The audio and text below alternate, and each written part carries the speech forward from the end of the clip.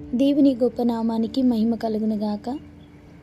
దేవుడి ఉదయకాల సమయం నుండి ఈ రాత్రికాల సమయం వరకు ఆయన కృపను మనకు తోడుగా ఉంచి ఇచ్చినటువంటి క్షేమాన్ని బట్టి ఆయనకి మనం కృతజ్ఞతాస్తుతులు చెల్లించే వారంగా ఉన్నాం. ఈ మాసం అంతా ఆయన ఉచితమైన కృపలో మనకిచ్చినటువంటి క్షేమాన్ని బట్టి ప్రభుని స్తుతించాలి.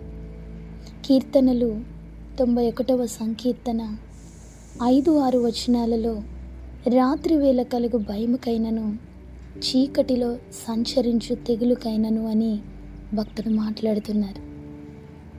దేవునిని ఆశ్రయించినటువంటి వారి జీవితాలలో జరిగేటువంటి మేలులు, ఆయన ద్వారా పొందుకున్నటువంటి కార్యాలలో ఈ రెండిటిని గూర్చి భక్తుడు ప్రస్తావిస్తున్నారు. రాత్రి వేళ కలిగే భయాలు. చూడండి, మనం ఎన్నో భయాలు కలిగి ఉంటుంటాం. ఎన్ని భయాలు కలిగి ఉన్నా మన హృదయంలో లోతులలో ఉన్నటువంటి భయం మనకు నిద్ర పట్టకుండా చేస్తుంది. అది ఎలాంటి భయమైనా కూడా మనం పండుకున్నప్పుడు అది మనల్ని మెలకువలోనికి తెస్తుంది, కలవరానికి గురి చేస్తుంది. భయము అంటే ఒక్క దయ్యాలు, భూతాలు అని అనుకుంటాం. వాటికి మించి మనం ఎదుర్కొంటున్నటువంటి సమస్యలు మనల్ని నెమ్మది లేకుండా చేస్తాయండి. చీకటిలో సంచరించు తెగుళ్ళకైనా చాలాసార్లు ఎన్నో మరణాలు మనం ఉదయకాలంలోనే చూస్తూ ఉంటాం. రాత్రి చక్కగా పండుకున్నారు, ఉదయానికి లేవలేదు అని కొన్ని విషయాలు. ఉదయాన్నే లేచారు, కాసేపటికి ఇంత ఘోరం జరిగింది అని. చూడండి, చీకటిలో సంచరించే తెగుళ్ళు మన మీదికి అవి దాడి చేస్తూ ఉంటాయి. దేవునిని అంగీకరించిన బిడ్డల యొక్క జీవితాలలో అటువంటివి వచ్చినప్పటికీ ఆయన అనుమతి లేకుండా అవి మన మీద ప్రభావాన్ని చూపలేవండి. అందుకే దావీదు గారు రాత్రి వేళ కలుగు భయముకైనను పగటి వేళ ఎగురు బాణమునకైనను చీకటిలో సంచరించు తెగులుకైనను భయపడను అంటున్నారు.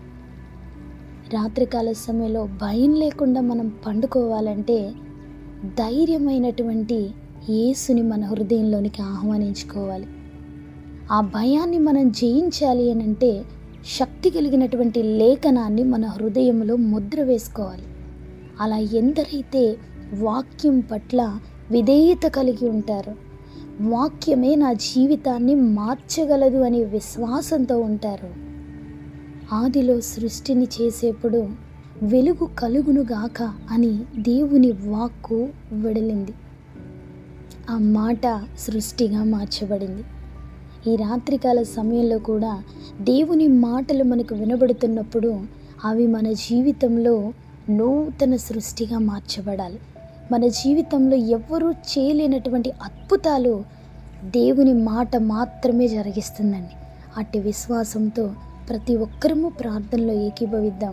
దేవుడు మనకిచ్చినటువంటి క్షేమాన్ని బట్టి, సన్నిధిని బట్టి, సమాధానాన్ని బట్టి ప్రభుని ఆయన సన్నిధిలో మోకరించి ప్రార్థించి ఆయన నామాన్ని గొప్ప చేద్దాం. మహాపరిశుద్ధుడు, కృపగలిగిన దేవ, మీ ఘనమైన నామానికి వందనాలయ్యా. గడిచిన ఉదయకాల సమయం నుండి ఈ రాత్రికాల సమయం వరకు మీ కృపలో మమ్మల్ని భద్రపరిచారు, క్షేమాన్ని ఇచ్చారు, సన్నిధిని ఇచ్చారు. అందును బట్టి మీకు వందనాలు. మీరు చూపిన కృప మా కుటుంబంలో ఎవ్వరూ చూపరయ్యా. మమ్మల్ని ప్రేమించిన వారు చూపించరు. మీ ప్రేమ ఎంతో విలువైనది.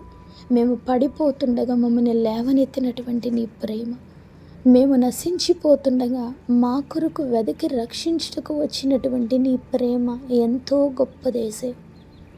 ఈ రాత్రికాల సమయంలో, ఈ జూలై మాసము చివరి దినములో ప్రభువా, మీ పాదాల యొద్దకు వచ్చిన నీ బిడ్డలందరినీ మీరు జ్ఞాపకం చేసుకునండి. వారిని ఎంత మాత్రము మీరు త్రోసివేసేవారో కాదు ప్రభువా. నీ పాదాలు పట్టుకున్నటువంటి స్త్రీలు వారు కనికరించబడ్డారయ్యా, వారు ఘనపరచబడ్డారు ప్రభు. ఏ స్త్రీ అయితే ఏకీభవిస్తూ మీ పాదాలను ఆశ్రయిస్తున్నారో అలాంటి వారి జీవితాలలో విడుదలను మీరు కలిగించండి. ఈ మాసములు ఎన్నో పోరాటాలు, ఎన్నో భయాలు, ఎన్నో ఒత్తిళ్లతో నలిగిపోతున్నటువంటి వారి జీవితాలకి నూతనమైన ఆశను మీరు కలిగించండి.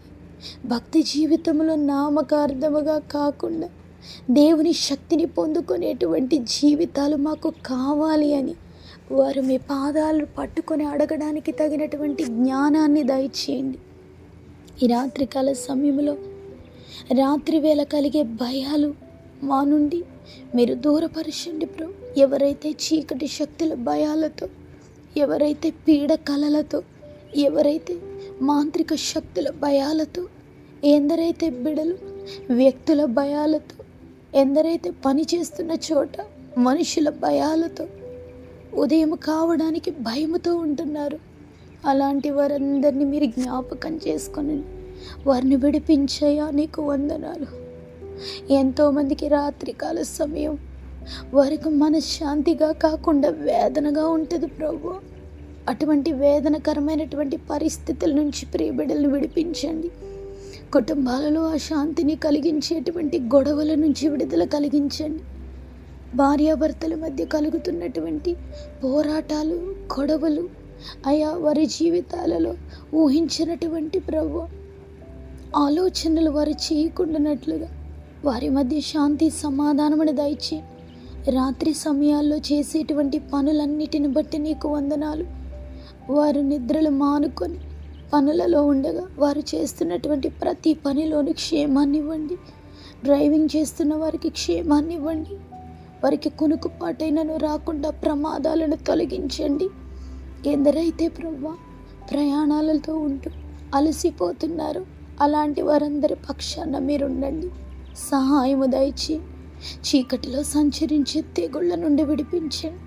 రాత్రికాల సమయంలో ఎందరికైతే అసిడిటీ ప్రాబ్లంతో నిద్ర లేకుండా ఉంటున్నారు, ఊపిరితిత్తుల ప్రాబ్లంతో ఊపిరాడక అలసిపోతున్నారు, ఉబ్బసముతో బాధపడుతున్నారు, ఎందరైతే గుండెల్లో మంటతో, కడుపు నొప్పులతో, కాళ్ళ బాధలతో, తల బాధలతో ఎన్నో బలహీనతలు నిద్ర లేకుండా చేస్తుంటాయి ప్రభు. ఆ బలహీనతలన్నిటినీ తొలగించి పరమ వైద్యుడు కదా తండ్రి, నీ కార్యాన్ని వారి పక్షాన జరిగించండి. స్వస్థతలు శీఘ్రమే జరిగించమని మీ సన్నిధిలో వేడుకుంటున్నాము తండ్రి. ప్రతి బలహీనతల నుంచి విడుదల కలిగించండి. ఎముకల బాధల నుండి విడుదల కలిగించండి. ఎవరైతే నా తండ్రి ఆపరేషన్ ఎముకలు ఏమాత్రము కూడా నొప్పి తగ్గకుండా వేదన పడుతున్నారు, కృంగిపోతున్నారు, బలమైన గాయాలు తగిలి వారు బలహీనపరచబడుతున్నారు, అలాంటి వారందరిపైన మీ హస్తాన్ని ఉంచండి. మీరు పొందిన దెబ్బల చేత వారందరికీ స్వస్థతలు విడుదలని దాయిచేయండి ప్రభు. నీ సన్నిధిని వారికి తోడుగా ఉంచండి. ఎందరైతే యజమానులు గృహాలు విడిచి ప్రయాణాలు వెళ్తున్నారు, గృహంలో ఒంటరిగా ఉన్నటువంటి కుటుంబాలను మీరు ఆదరించండి, క్షేమాన్ని ఇవ్వండి, సన్నిధిని ఇవ్వండి. మా గుడారాలలో పాపము ఏలకుండా పరిశుద్ధతతో మేము నింపబడినట్లుగా మా హృదయాలను మేము శుద్ధి చేసుకోవడానికి సహాయము దయచేయండి. ఈ రాత్రంతా మీ కాపుదలను మా గృహాల చుట్టూ ఉంచండి.